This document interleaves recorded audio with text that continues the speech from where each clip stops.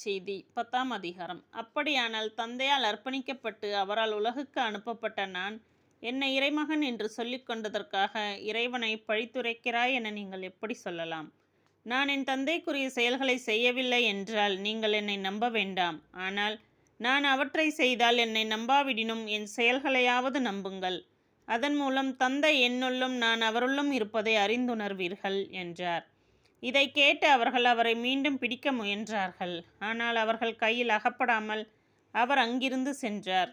யோர்தானுக்கு அப்பால் யோவான் முதலில் திருமுழுக்கு கொடுத்து வந்த இடத்திற்கு இயேசு மீண்டும் சென்று அங்கு தங்கினார்.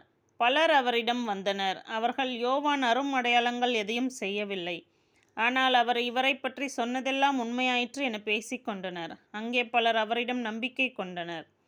லாசர் இறத்தல் 11ஆம் அதிகாரம். பெத்தானியாவில் வாழ்ந்து வந்த லாசர் என்னும் ஒருவர் நோயுற்றிருந்தார்.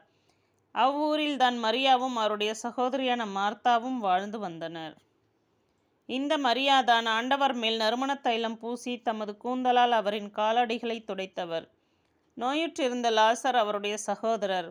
லாசரின் சகோதரிகள் இயேசுவிடம் ஆள் அனுப்பி, ஆண்டவரே, நண்பன் நோயுற்றிருக்கிறான் என்று தெரிவித்தார்கள்.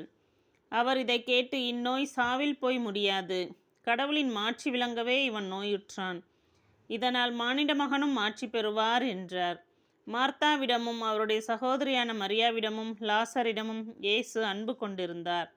லாசர் நோயுற்றிருந்ததை கேள்விப்பட்ட பிறகு தாம் இருந்த இடத்தில் இன்னும் 2 நாள் அவர் தங்கியிருந்தார். பின்னர் தம் சீடரிடம், மீண்டும் யூதேயாவுக்கு போவோம் வாருங்கள் என்று கூறினார். அவருடைய சீடர்கள் அவரிடம், ரபி, இப்போதுதானே யூதர்கள் உம்மில் கல்லெறிய முயன்றார்கள், மீண்டும் அங்கு போகிறீரா என்று கேட்டார்கள். இயேசு மறுமொழியாக, பகலுக்கு 12 மணி நேரம் உண்டு அல்லவா? பகலில் நடப்பவர் இடறி விழுவதில்லை, ஏனெனில் பகல் ஒளியில் பார்க்க முடிகிறது. ஆனால் இரவில் நடப்பவர் இடறி விழுவார், ஏனெனில் அப்போது ஒளி இல்லை என்றார்.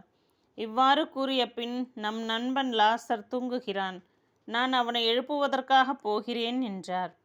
அவருடைய சீடர் அவரிடம், ஆண்டவரே, அவர் தூங்கினால் நலமடைவார் என்றனர். இயேசு அவருடைய சாவை குறிப்பிட்டே இவ்வாறு சொன்னார். வெறும் தூக்கத்தையே அவர் குறிப்பிட்டதாக அவர்கள் நினைத்தார்கள்.